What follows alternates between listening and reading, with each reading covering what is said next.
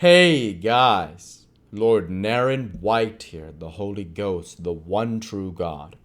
Back with you with the next video in my series reading White Fang by Jack London. Without further ado, returning to White Fang as read by Lord Naren White. Dashing at top speed around a teepee, he ran full tilt into Quiche lying at the end of her stick. He gave one yelp of consternation, and then her punishing jaws closed upon him. She was tied, but he could not get away from her easily. She rolled him off his legs so that he could not run, while she repeatedly ripped and slashed him with her fangs. When at last he succeeded in rolling clear of her, he crawled to his feet, badly disheveled, hurt both in body and in spirit. His hair was standing out where all over him in tufts where her teeth had mauled. He stood before where he had arisen, opened his mouth and broke out the long, heartbroken puppy wail. But even this he was not allowed to complete.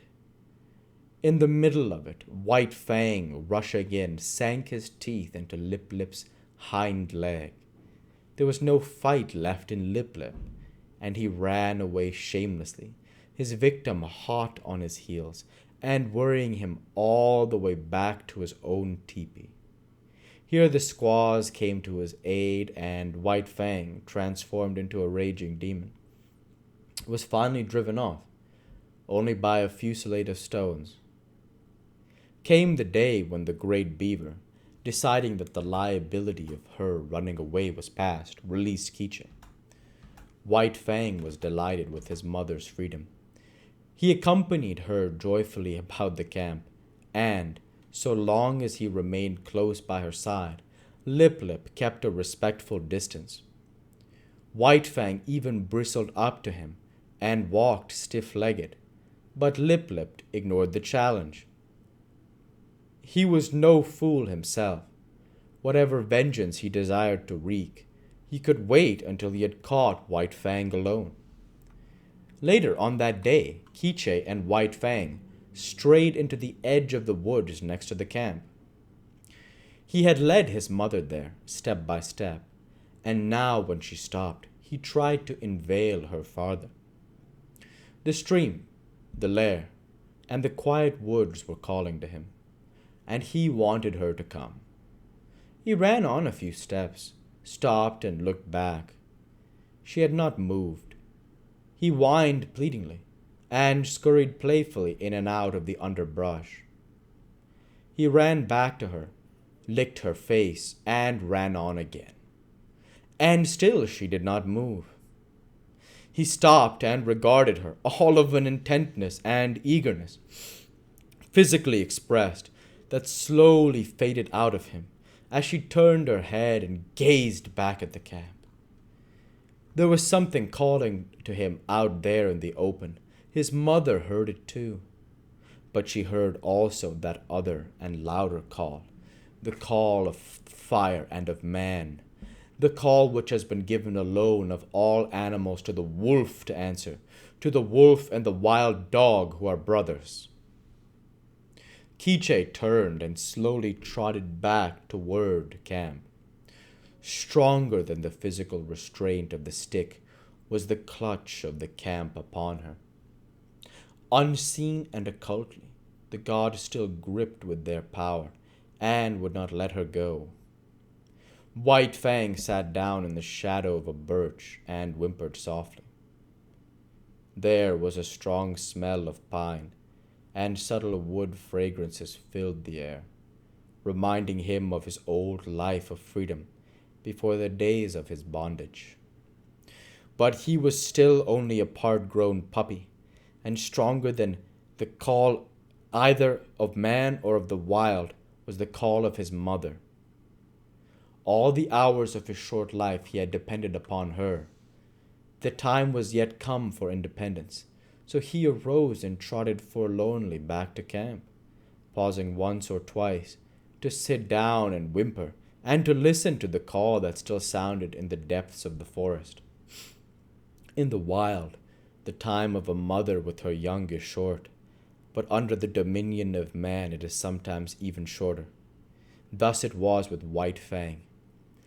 Gray Beaver was in the debt of 3 eagles.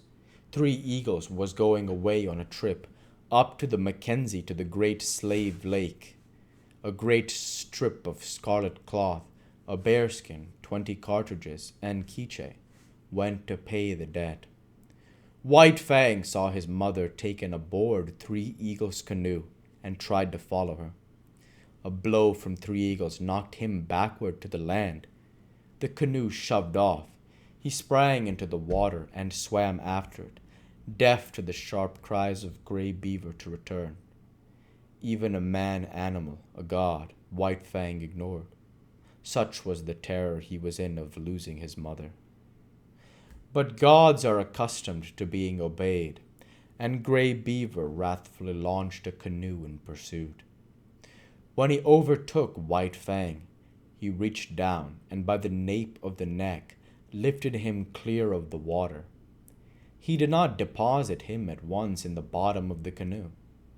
Holding him suspended with one hand, with the other hand he proceeded to give him a beating. And it was a beating. His hand was heavy. Every blow was shrewd to hurt, and he delivered a multitude of blows.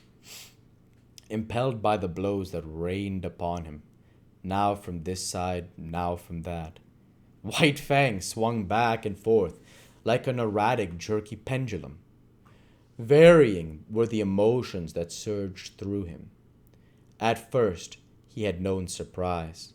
Then came a momentary fear, when he yelped several times to the impact of the hand. But this was quickly followed by anger. His free nature asserted itself, and he showed his teeth and snarled fearlessly in the face of the wrathful god. This but served to make the god more wrathful. The blows came faster, heavier, more shrewd to hurt. Gray Beaver continued to beat. White Fang continued to snarl. But this could not last forever. One or the other must give over, and that one was White Fang. Fear surged through him again. For the first time he was being really manhandled. The occasional blows of sticks and stones he had previously experienced was as caresses compared with this. He broke down and began to cry and yelp. For a time each blow brought a yelp from him, but the fear passed into terror, until finally his yelps were voiced in unbroken succession, unconnected with the rhythm of the punishment. At last Gray Beaver withheld his hand. White Fang, hanging limply, continued to cry. This seemed to satisfy his master, who flung him down roughly in the bottom of the canoe.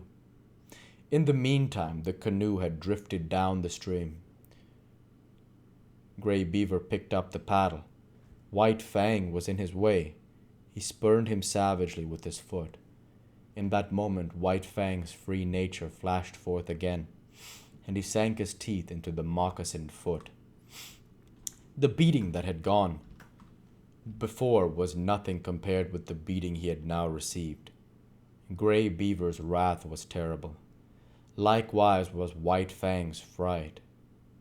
Not only the hand, but the hard wooden paddle was used upon him, and he was bruised and sore in all his small body when he was again flung down in the canoe. Again, and this time with purpose, did Gray Beaver kick him. White Fang did not repeat his attack on the foot. He had learned another lesson of his bondage. Never, no matter what the circumstance, must he dare to bite the god who was lord and master over him. The body of the lord and master was sacred, not to be defiled by the teeth of such as he. That was evidently the crime of crimes, the one offense there was no condoning nor overlooking. When the canoe touched the shore, White Fang lay whimpering and motionless, waiting the will of Gray Beaver. It was Gray Beaver's will that he should go ashore, for ashore he was flung, striking heavily on his side and hurting his bruises afresh. He crawled tremblingly to his feet and stood whimpering. And we'll go ahead and stop there for this week. As usual, I want to say thank you for watching, and I hope you enjoyed. Please like, comment, and subscribe, as it greatly helps the channel. Light be with you all. Take care, and thanks again